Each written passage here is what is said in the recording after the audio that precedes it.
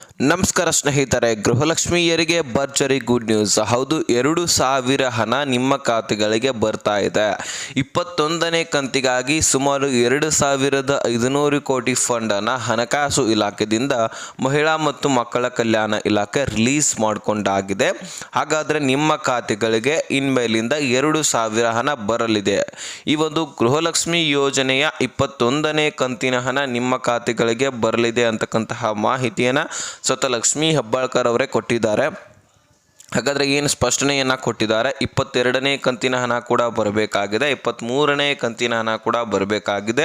ಹಾಗಾದರೆ 6,000 ಹಣದ ಬಗ್ಗೆ ಏನು ಮಾತುಕತೆ ಮಾತನಾಡಿದ್ದಾರೆ, ಈ ಎಲ್ಲ ವಿಷಯದ ಬಗ್ಗೆ ಟೋಟಲಿ ಗೃಹಲಕ್ಷ್ಮಿ ಯೋಜನೆಯಲ್ಲಿ ನಡೀತಕ್ಕಂತಹ ಎಲ್ಲ ಮಾಹಿತಿಯನ್ನು ಈ ಒಂದು ವಿಡಿಯೋದಲ್ಲಿ ನೋಡ್ತಾ ಹೋಗೋಣ. ಆದಷ್ಟು ವಿಡಿಯೋವನ್ನು ಕೊನೆವರೆಗೂ ವಾಚ್ ಮಾಡಿ. ಚಾನಲ್ಗೆ ಸಬ್ಸ್ಕ್ರೈಬ್ ಮಾಡಲಿಲ್ಲ ಅಂದರೆ ಇದೇ ರೀತಿ ಇಂಪಾರ್ಟೆಂಟ್ ಮಾಹಿತಿಗಳನ್ನು ತರ್ತಾ ಇರ್ತೀವಿ. ಸಬ್ಸ್ಕ್ರೈಬ್ ಮಾಡಿಕೊಂಡು ನೋಟಿಫಿಕೇಶನ್ ಆಲ್ ಅಂತ ಸೆಟ್ ಮಾಡಿ. ಈಗ ನಾವು ನೇರವಾಗಿ ಟಾಪಿಕ್ಗೆ ಬಂದುಬಿಡೋಣ. ವೀಕ್ಷಕರೇ, ಗೃಹಲಕ್ಷ್ಮಿ ಯೋಜನೆಯ 21ನೇ ಕಂತಿನ ಹಣ ಈಗಾಗಲೇ ಜೂನ್ ತಿಂಗಳಲ್ಲೇ ಬಿಡುಗಡೆ ಆಗಬೇಕಾಗಿತ್ತು. ಅಲ್ಲಿ ಕೂಡ ಡಿಲೇ ಆಗಿತ್ತು. ಕಾರಣಗಳು ಏನೇ ಇಲ್ಲ, ಸುಮ್ಮನೆ ಸರ್ಕಾರ ಆದಷ್ಟು ಹಣ ಹಾಕೋದಿಲ್ಲ. ಒಂದು ಸ್ವಲ್ಪ ದಿನಗಳ ಕಾಲ ನಂತರ ಹಾಕ್ತಾರೆ, ಯಾಕಂದರೆ ಅವ್ರದ್ದೇ ಆದಂತಹ ಕೆಲಸ ಕಾರ್ಯಗಳು ಕೂಡ ಇರ್ತವೆ. ಈಗ ಮಹಿಳಾ ಮತ್ತು ಮಕ್ಕಳ ಕಲ್ಯಾಣ ಇಲಾಖೆಯನ್ನು ನಿಭಾಯಿಸಬೇಕಂದ್ರೆ ಲಕ್ಷ್ಮೀ ಹೆಬ್ಬಾಳ್ಕರ್ ಅವ್ರದ್ದು ಬರೀ ಗೃಹಲಕ್ಷ್ಮಿ ಯೋಜನೆ ಒಂದೇ ಯೋಜನೆ ಇರೋದಿಲ್ಲ, ಸಾಕಷ್ಟು ಕೆಲಸ ಕಾರ್ಯಗಳು ಕೂಡ ಇರ್ತವೆ. ಅದರ ಕಡೆನೂ ಕೂಡ ಗಮನ ಹರಿಸ್ಬೇಕಾಗತ್ತೆ. ತದನಂತರ ಗೃಹಲಕ್ಷ್ಮಿ ಹಣನೂ ಕೂಡ ಹಾಕಬೇಕಾಗತ್ತೆ.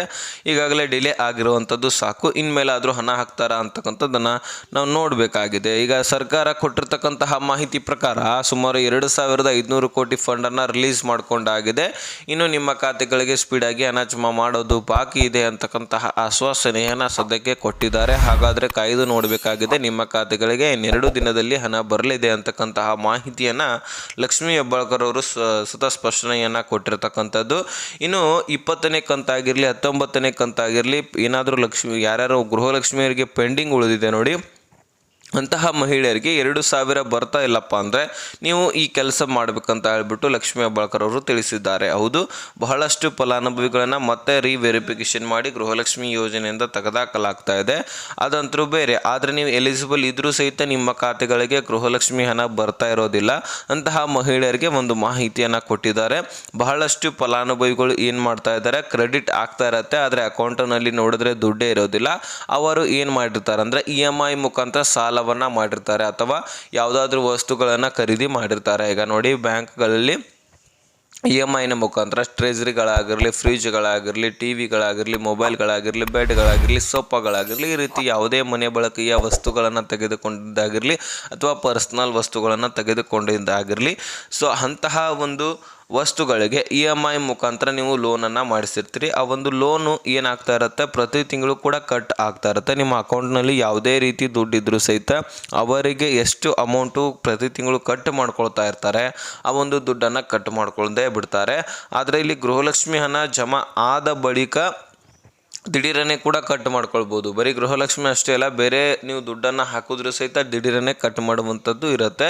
ಯಾಕಂದರೆ ನೀವು EMI ಸರಿಯಾಗಿ ತುಂಬಿರೋದಿಲ್ಲ, ಹಾಗಾಗಿ ಅವರು ಕಟ್ ಮಾಡ್ಕೊಂಡು ಬಿಡ್ತಾರೆ. ಅದು ನಿಮಗೆ ಗೊತ್ತಾಗೋದಿಲ್ಲ. ಅಕೌಂಟ್ನಲ್ಲಿ ಚೆಕ್ ಮಾಡಿದ್ರೆ ದುಡ್ಡೇ ಇರೋದಿಲ್ಲ. ಹಾಗಾದರೆ ಅಮೌಂಟ್ ಎಲ್ಲಿ ಹೋಯ್ತು, ಜಮಾ ಆಗಿಲ್ಲ ಅಂತ ಅಂದ್ಕೊಂಡು ಬಿಡ್ತೀರಿ.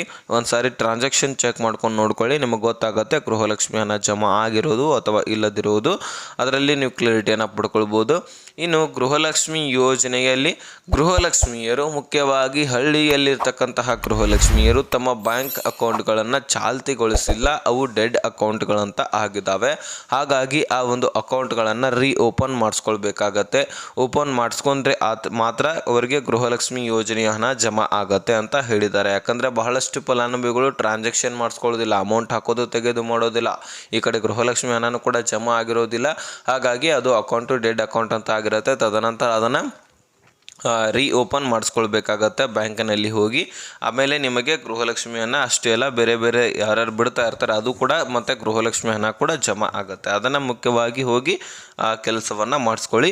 ಇಷ್ಟು ನಿಮಗೆ ಇತ್ತು. ಇನ್ನು 2 ದಿನಗಳಲ್ಲಿ ನಿಮ್ಮ ಖಾತೆಗಳಿಗೆ ಸ್ಪೀಡಾಗಿ ಗೃಹಲಕ್ಷ್ಮಿ ಯೋಜನೆಯ 21ನೇ ಕಂತಿನ ಹಣ ಬರಲಿದೆ. ಸೊ ಇಷ್ಟಂತರೂ ಮಾಹಿತಿ ಕೊಡಬೇಕಾಗಿತ್ತು, ಕೊಟ್ಟಿದ್ದೀನಿ. ಅರ್ಥ ಆಗಿದ್ರೆ ನೆಕ್ಸ್ಟ್ ಮಾಹಿತಿಯೊಂದಿಗೆ ಸಿಗೋಣ. ಅಲ್ಲಿ ತನಕ ಬಾಯ್ ಬಿಡಿ ಫ್ರೆಂಡ್ಸ್.